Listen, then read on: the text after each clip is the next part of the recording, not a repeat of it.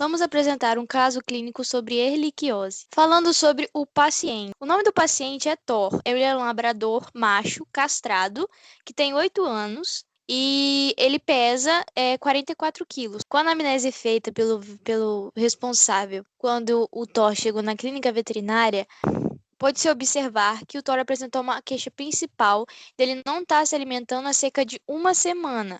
Acompanhando essa apatia alimentar, tinha episódios de vômito, fezes mais escuras e também a urina dele estava mais escura. Ele também foi falado que ele tinha recebido um tratamento com Vonal de 8 miligramas e um omeprazol, além de enrofloxacina, conforme foi orientado por uma casa de ração. Ele recusa, nesse caso aqui, ele está recusando ainda alimentos diferentes, e ele também não tinha realizado exames de sangue até o momento. O Thor, ele ingere uma quantidade significativa de água em momentos específicos e ele vive em casa. E passeia com o tutor, né, regularmente. Ele já foi castrado, então ele já teve um contato com a cirurgia. Ele não é histórico prévio de doenças graves, um animal aparentemente saudável, mas se observa problemas articulares numa condição já pré-existente.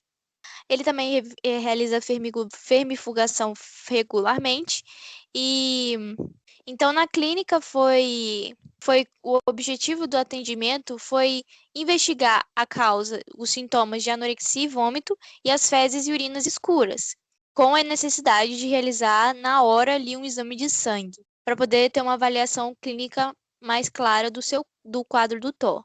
E considerando, né, a idade avançada do animal e os problemas articulares que ele apresenta, que são pré-existentes, então é crucial monitorar a sua hidratação, visto que ele está vomitando muito, então ele está perdendo muita água. Durante a consulta, o médico veterinário responsável pelo caso efetuou a avaliação clínica do animal, o qual apresentou uma frequência cardíaca e frequência respiratória dentro das normalidades. Porém, a gente observou uma alteração na temperatura, indicando uma febre de 38,9 graus Celsius. Mediante a sintomatologia e o histórico do paciente, o médico veterinário ele suspeitou de um caso de erliquiose. Só que para a conclusão do diagnóstico, fazia-se necessário a efetuação de exames para a confirmação da suspeita, além da aplicação de medicações para o tratamento do caso. Portanto, foi indicado a internação do paciente para essa realização dos exames e as aplicações das medicações. Dentre esses exames solicitados, foram realizados hemogramas e bioquímicos, além da solicitação de ultrassonografia e do teste rápido, o 4DX. No exame, observa-se no eritrograma uma alteração na taxa plaquetária, uma trombocitopenia, indicando um processo inflamatório no animal. Já no bioquímico, a gente observa uma hiperbilirrubina, uma alta taxa de bilirrubina que acarretou a urina do animal estar apresentando ser mais escura. Já as taxas de TGO e TGP também estavam aumentadas, indicando algum processo de lesão no fígado. Na ultrassonografia, o exame mostrou um baço aumentado, devido ao aumento da atividade de hemólise e o espessamento da parede de vesícula biliar, e a presença de mineralização de processos pélvicos renais. Todos esses fatores, eles agravaram para a suspeita por um quadro de erliquiose. Contudo, ao efetuar o teste rápido, 4DX, o resultado encontrado foi negativo. Durante esse processo de efetuação de exames, o paciente ele esteve internado e o veterinário responsável, mediante toda essa suspeita, ele iniciou o tratamento com doxiciclina e dentro do período de 2 dias que ele esteve internado, o paciente demonstrou uma melhora expressiva. Com isso, o médico veterinário ele notou ser necessária a execução de um PCR. Olá, eu vou falar agora um pouco sobre a fisiopatologia presente em Ehrlichia. Bem, o agente causal, como já conhecido por todos, é Ehrlichia canis. Seu principal vetor é o rifcéfalos sanguíneos, mais conhecido como carrapato vermelho, né, muito comum em incidência em cães. A doença apresenta 3 fases: a fase aguda, a fase subclínica e a fase crônica. Geralmente, a fase aguda ela é acompanhada de sinais muito inespecíficos, tais sinais como febre, emagrecimento progressivo, apatia, prostração, muito inespecíficos. Porém, Nessa fase, é muito comum a ocorrência de vasculites, que leva a uma trombocitopenia e a uma pancitopenia.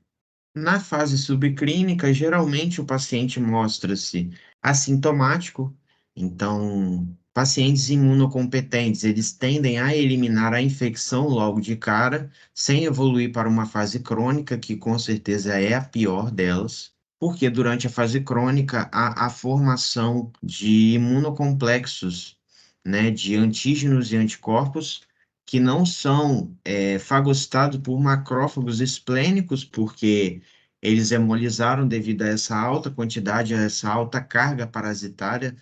Devido a essa alta deposição de imunocomplexos em determinadas áreas, pode-se resultar em glomerulonefrites, poliartrites, meningites e uveites. Bem, de acordo com o seu ciclo, a entrada do patógeno ela é mediante repasto sanguíneo do carrapato, que infectado, né, que após se alimentar, libera junto com a saliva os corpúsculos para a circulação sanguínea que infectam monócitos e macrófagos. Sua disseminação é bem rápida pelo sistema linfático e sistema sanguíneo. Bem, como falei anteriormente, em questão da imunidade adaptativa e a inata, há a síntese de anticorpos para combater essa doença, que são ligados aos antígenos presentes na circulação sanguínea. Só que esses imunocomplexos, eles são fagocitados pelos macrófagos esplênicos. Só que chega um momento que a carga parasitária é tão grande que esses macrófagos não dão conta da quantidade de imunocomplexos formados, gerando assim o quadro clínico, que são as acumulações em endotélios específicos, como citei anteriormente. Bem, agora eu vou falar sobre o método de diagnóstico. Primeiramente, eu vou citar o exame 4DX, que é um teste rápido, que é um exame laboratorial usado para diagnosticar 4 doenças, que são ela, anaplasmose, erliquiose, doença de Lyme e girofilariose, que são transmitidas por 2 vetores, os carrapatos e os mosquitos. Nesse teste, o diagnóstico ocorre pela demonstração das microfilárias no sangue. E temos também o SNAP 4DX, que é utilizado para identificar os anticorpos produzidos pelo corpo para combater a doença. E esse teste rápido tem suas limitações, né? Primeiramente, ele tem uma limitação que é a janela de detecção, que é quando o animal está infectado, mas não tem níveis detectáveis de anticorpo ou antígeno presente no seu sangue. E também tem os falsos positivos, né, que ocorrem, que quando tem um anticorpo, mas a doença não é uma infecção ativa, né? Ativa no momento, mas tem um anticorpo presente no sangue. E também esse teste rápido tem uma especificidade baixa, que é só 4 doenças, né? E o seu diagnóstico precisa ser complementado com outros exames, porque só ele dando positivo ou negativo não basta, né? O clínico precisa passar mais para ter a certeza, né? Precisa, esses exames precisam ser bem interpretados por ele como um conjunto, né? Bom, agora eu vou falar sobre o nosso segundo teste, que é o teste de PCR, que é a reação em cadeia da polimerase, permitindo um diagnóstico altamente específico para doenças infecciosas, que é uma das técnicas mais avançadas e precisas disponíveis para identificar a presença de material genético específico. Seu processo de funcionamento baseia-se em 3 fases para a reação da síntese do DNA. Essas 3 fases são: primeira, desnaturação do DNA-alvo em fita simples. A segunda é a adição da amostra da sequência de DNA indicadores em cada fita original para a síntese de novas fitas. A terceira é a replicação e extensão das novas cadeias de DNA dos indicadores. Bem, e como toda técnica, ela tem as suas limitações. Uma delas é pela sua alta sensibilidade, sendo suscetível à contaminação cruzada gerando um teste falso positivo, né? Outra delas que limita é a qualidade da amostra. A integridade da amostra é essencial e crucial para a precisão do teste.